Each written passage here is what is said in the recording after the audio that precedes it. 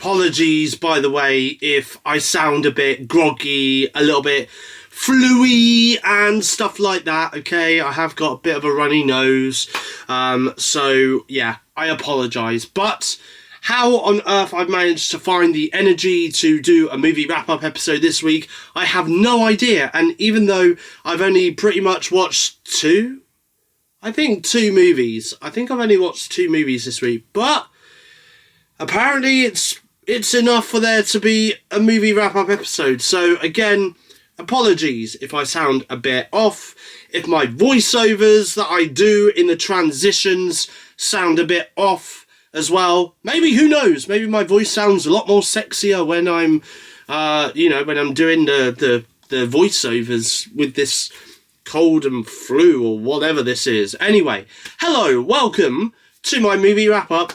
Let's have a look and see what movies I've been watching this week. You're watching Steve's Movie Wrap-Up episode 19 on SteveOfficial. The first movie that we are reviewing this week is Madame Web. Yeah, there is pretty much 2 movies, by the way, for this week's episode of the movie wrap-up. But we're starting off with a really terrible one, as you can tell from the poster that is right next to me. I'm talking about Madame Web.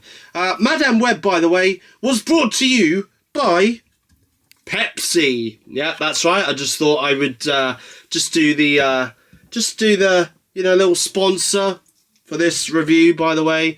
But yeah, I just thought I'd let you know that Madame Web was brought to you by Pepsi.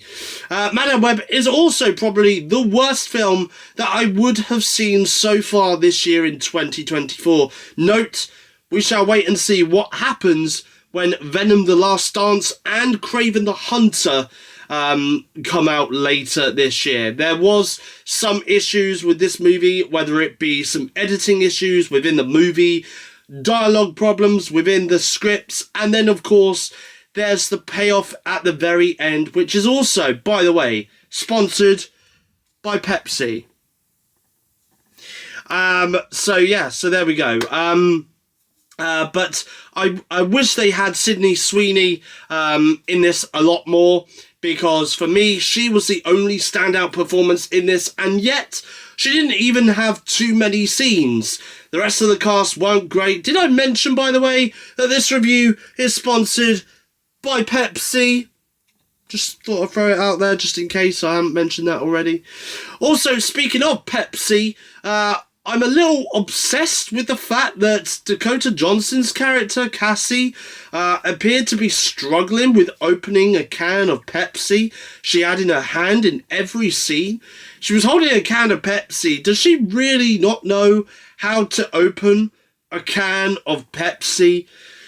Honestly, this movie is the worst Sony Marvel movie I have seen, and yes, I have seen Morbius, and I really hope they don't make a sequel to this movie, which, judging by some of the main leads voicing their opinions on how this movie bombed at the box office, I wouldn't be surprised if a sequel now doesn't go ahead. Immaculate. And by the way, just to let you know, I gave Madame Web over on Letterboxd a half a star, even though it doesn't really deserve half a star. It just doesn't deserve a rating at all. But we are moving on to our next movie, which I watched this week, and it's the last movie that I've watched this week as well, which is Immaculate, which I gave 3.5 stars over on Letterboxd. I had a really enjoyable time somewhat with this movie. Sydney Sweeney, again, both movies I've seen this week star Sydney Sweeney. She appears to be in every brand new movie that seems to be coming out so far this year. Anyway, I thought was a standout in this. I thought, and I do genuinely believe we have found ourselves a new Scream Queen. If the ending of this movie is anything to go by, without spoiling the ending of the movie, I also love the fact that we did get to see some good gore elements.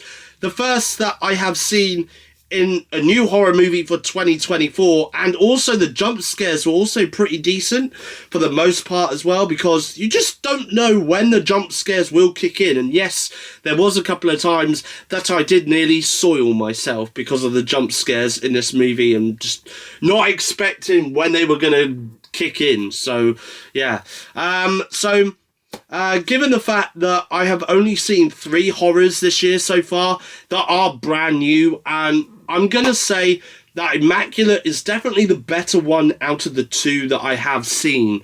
There is a lot of nuns and sisters in this horror movie who do speak Italian, but that's okay because they do translate it into English subtitles for those who don't know Italian.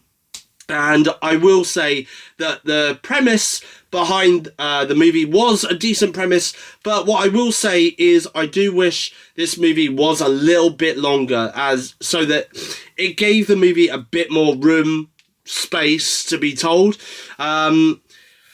I think for me, this is probably a movie that I would happily buy and keep on digital when it comes out later this year, to buy and keep. First for 2024, by the way, because all the other movies that I have seen so far this year, I've watched them, I've reviewed them, and I've gone, don't think I'll get that on digital when it comes out. And some of those movies, by the way, have already come out. Argyle.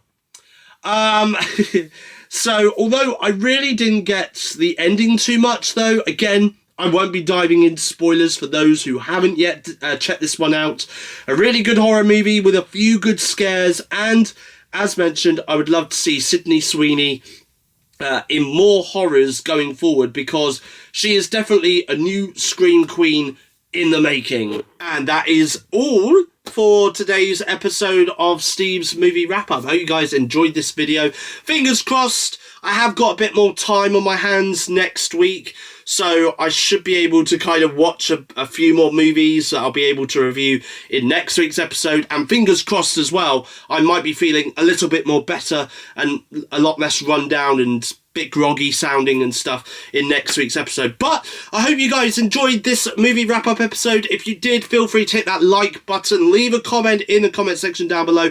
As always, in every episode of the movie wrap-up, I'm going to ask you guys, what have you been seeing on streaming services or at the cinema recently? Whether it's old movies, new movies, feel free to let me know in the comment section down below. And as always, if you like what you see and you want to see more, feel free to hit that subscribe button to become a Stevo. I'll be back with you again tomorrow, the 25th of March 2024 at 4 PM UK time for this week's episode of the weekly vlog. But until then though, it's goodbye, thank you for watching, and I'll see you guys again in my next YouTube video.